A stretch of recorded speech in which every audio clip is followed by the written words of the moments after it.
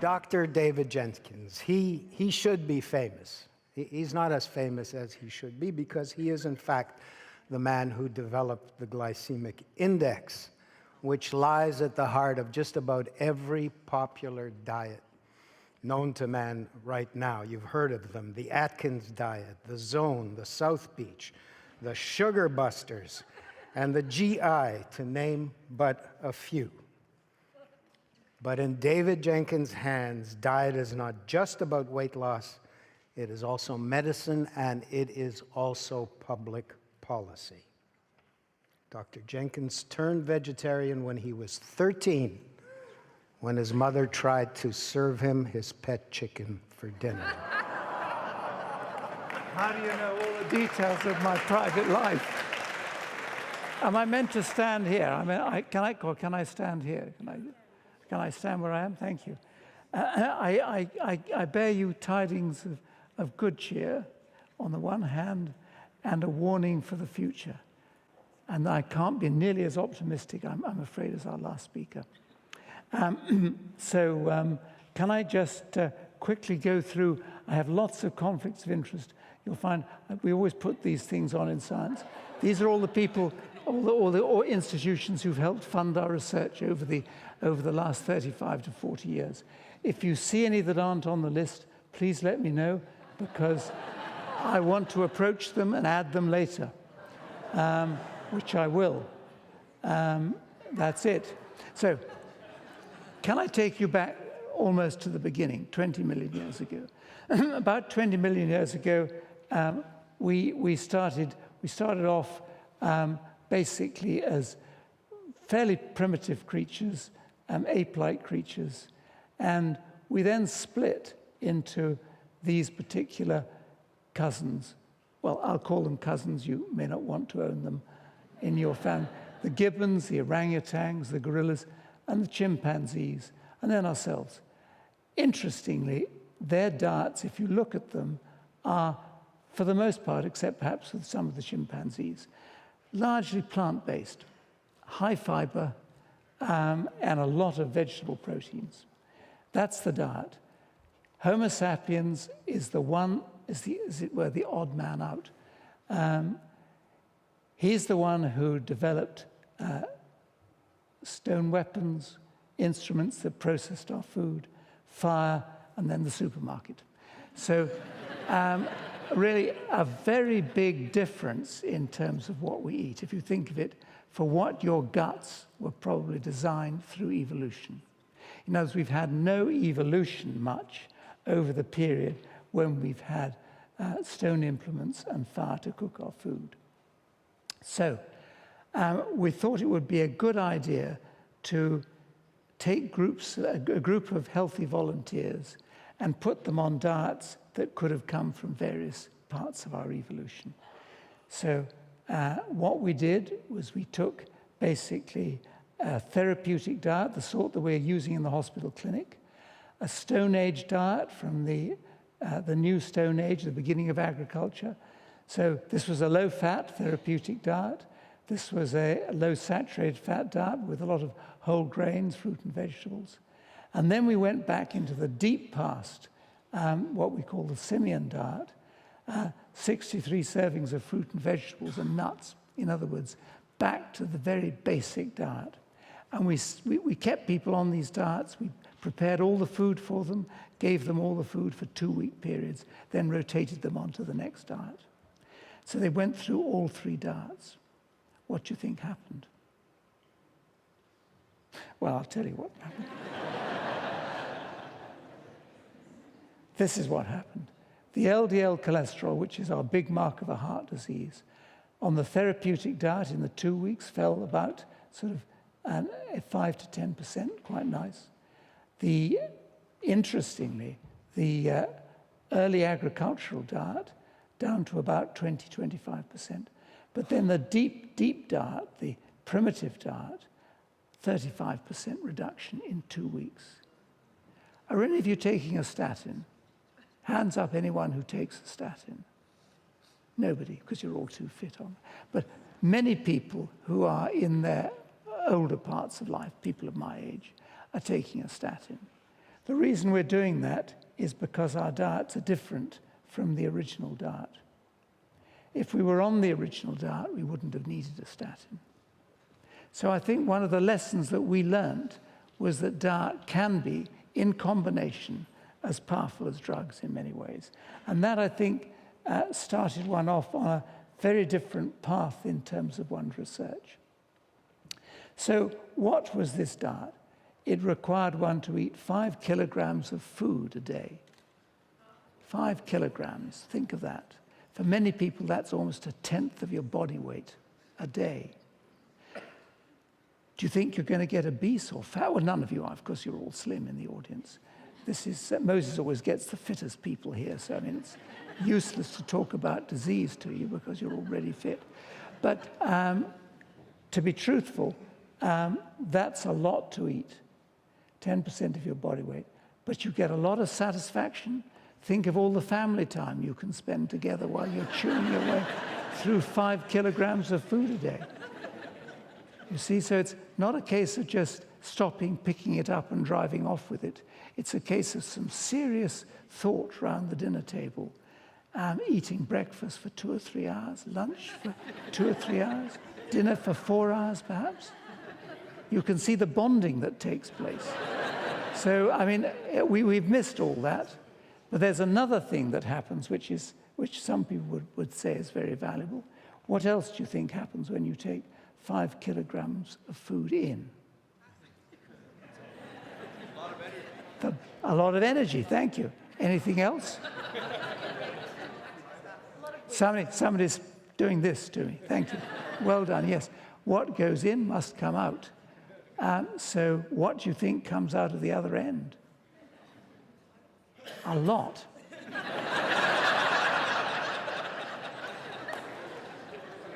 So constipation, forget it. Brilliant. 3 or so short, sharp movements a day. What do you think the total weight was? Well, perhaps a better question is, how much do you normally put out a day? So you can give it to me in pounds or grams, kilograms. Do you put out sort of 1/4 pound or 250 grams? Anyone doing more than 250 grams? 300 grams, any takers? Take for 300 grams, anyone? 400? 400? 5, am I bid 5? 5. So basically, I think there's a gentleman at the end there who's about 500 grams. But that really is, believe me, that is a record, that is a lot. Normally, ladies put out about sort of 120, 150 on a good diet, and the gentlemen perhaps 200, 250. Gentlemen put out somewhat more than ladies, not as you might think just because they're full of it, but in fact, because they eat more food because they require more calories. So, you'll be pleased to hear that our folk put out 1 kilogram of feces a day. Now, that wouldn't be such a dramatic thing if it wasn't for the fact that the fiber in the feces also binds some of the cholesterol products for the bodies, the bile acids. And it washes out your bile acids, which is one of the major ways your body loses cholesterol. So that's one of the major reasons that you lose cholesterol in these diets, because your body washes out the products of cholesterol that don't get reabsorbed into the body but get lost in the feces. So that's the reason why that cholesterol, which could wind up in your arteries, winds up in the pan. So one of the values of the diet. So that's just a sort of simple example. So it's interesting that in the United States and now in Canada to some extent, we are allowed to make health claims, certainly for viscous fibers in Canada and plant sterols, which you find in plant foods. In the States, you can do it for vegetable proteins as soy and other legumes, for viscous fibers. Plant sterols you can get in a plant sterol margarine, or in leafy vegetables and oils, and nuts. these have all been allowed to make health claims. So if there's a certain amount of these in the product, you can have a heart health claim. And you can for 2 of these in Canada. We're still catching up on the rest. But what I'm saying is we did the work before this came out, so it's interesting, it's gratifying to find that the agencies are now beginning to take up this particular message.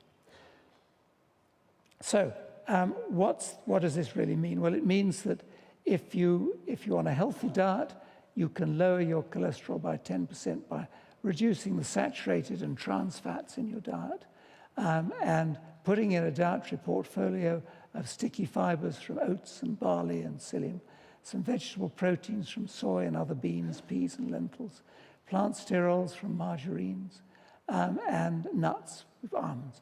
That, if you added those up, as you can see, the 10 and the 5s would give you 30, which is what we see, and which is what you get with a cholesterol-lowering agent. So we think that diet really is being underutilized for this reason. We were able to show that you lowered serum cholesterol, LDL cholesterol. If you did that, if you took a controlled diet, then if you took the same people, this is a 4-week study now, all the food provided. This is our dietary portfolio, about 30%, and a statin, about 30% too. So we actually did the comparison in groups of people taking a statin or taking the diet. So they do work. Obviously, that's when everything's provided for you. What happens when you have to shop? Well, when you have to shop, we did this across Canada, in Quebec, Toronto, Vancouver, and Winnipeg, 360 people who were either given intensive diet or not so intensive. It didn't matter.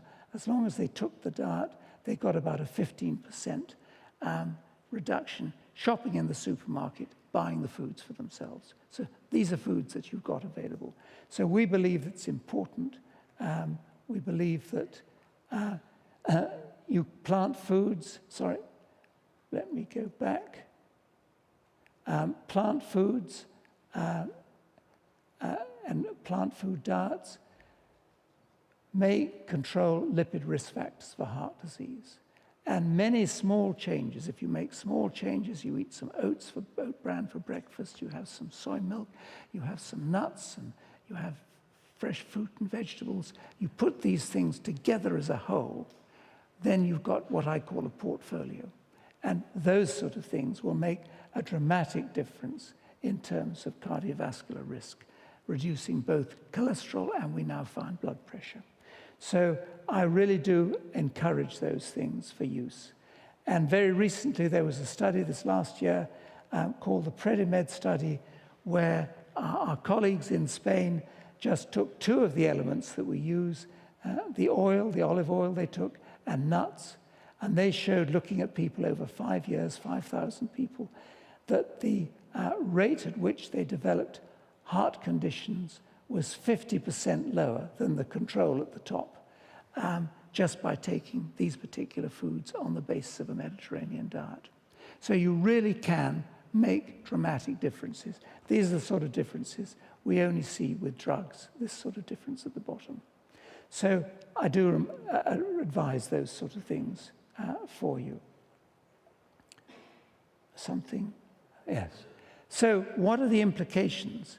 What are we actually eating? And that was the good news. Now the bad news. What is our agricultural system currently set to produce for you? Well, as many of you know, we're driving the small farmers off the land by big agribusiness. And that's largely because we're demanding much cheaper prices for our food. But to do that, we're having to develop a small number of crops which are actually supplying a growing meat industry.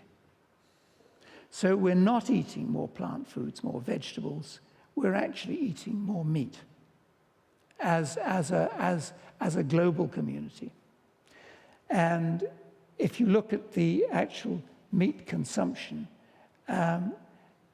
you can see that basically over the last 20 to 30 years, there's been a continuous rise in all countries. This is the sort of North American picture you see in the blue, but then in the red, you can see China. And you're very lucky that the religion has stopped India from taking the same path. It would be going in the same path too, which would mean colossal meat consumption on a planetary scale. But as I say, we're not doing that well either in terms of plant food intake. So that's basically, we always have these pictures when you're in kindergarten of a cow in a field with a tree and the sun. Do you remember those? Did you ever draw those things? Anyway, well, you'll find those are in kindergarten. That is really what the children of today in kindergarten should be drawing, because that's basically how we raise our cattle. And this is the result. These are the large lagoons of basically fecal material that we have to wash out to keep these places clean. And they're antibiotic laden because we have to give our animals antibiotics because they're in such close conditions that they would not be able to survive and thrive well without antibiotics. That's where we get a lot of our resistant bacteria, and that becomes a problem. So what one sees here is really a limited number of, what one sees is a limited number of crops of feeding into the sort of the hopper, as it were, that supplies the animal produce below. And that's basically the way agriculture is going. And it's Western agriculture, and it's taking over a global scale. Even the agriculturists are becoming worried about it because about 14% of carbon emissions come from the meat industry. As that grows, that could be 30% or more. In other words, as we try and cut down on what we're using in terms of fossil fuel, we'll be using it for other reasons. We'll be using it for our agricultural production. So a major problem. If one turned to be a vegetarian, not a vegan would be better, you could cut a third from what is a non-vegetarian at the top. This is an estimate from the American Journal of Clinical Nutrition this last year, suggesting what the carbon emissions are from different types of diet: non-vegetarian, semi-vegetarian, and vegetarian. So there are some compelling interests, I think, that make one think that you can not only eat for your own health, but eat for environmental health at the same time. So everyone knows that fish is the health food, is that right? Does anyone think that fish isn't a healthy food to eat? One hand. Thank you. But for the majority, thank you. For the majority, I think everyone will say fish is healthy. The bad news is that the recent studies that have come out have not shown that it has any particular advantage. It doesn't say it has a disadvantage. But the great advantage we thought for heart disease in randomized controlled trials has not worked out. However, we don't talk about that. We just carry on with smoked salmon and trout almondine. But there is a big problem, and that is that the fish catches have maxed out. We can't catch anymore. Really, from the 1950s right up to 2010, we've maxed out. And that's with a lot of new fishing abilities.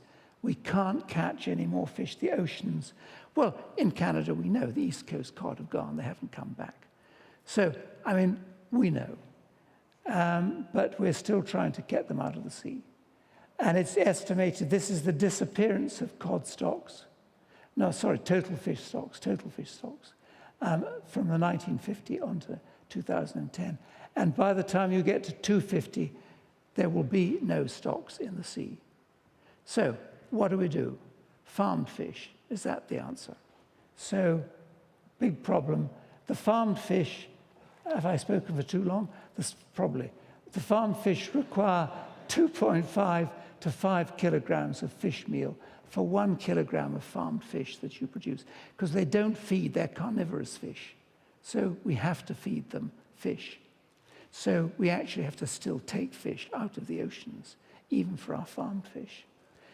Not only that, but there's the pollution, and if they're in the wild, the parasites that they actually end up giving to the wild fish if you fish them in the oceans. If you fish them inland, then you've got water that's contaminated because they can't live for a long period in confined spaces of water while you're actually having to feed them antibiotics in the water. So again, we've got a problem in terms of if we go this way for nutrition. So in conclusion, my having depressed you all tremendously, I'm sorry about that, but time is running out. Plant foods may have a major role in preventing chronic disease. The effects may be small individually. In other words, you buy something, you cook it, it's a small effect. You put it together as a total diet, you will get a major effect that can, in totality, if you put your total diet that way, have a drug-like effect. I'm obviously absolutely behind our last speaker in saying that exercise, physical activity, is a key part of a healthy diet. Because if you can't exercise and expend energy, you can't take food in. So you do the two together. You keep yourself in good shape both ways, by exercise and diet.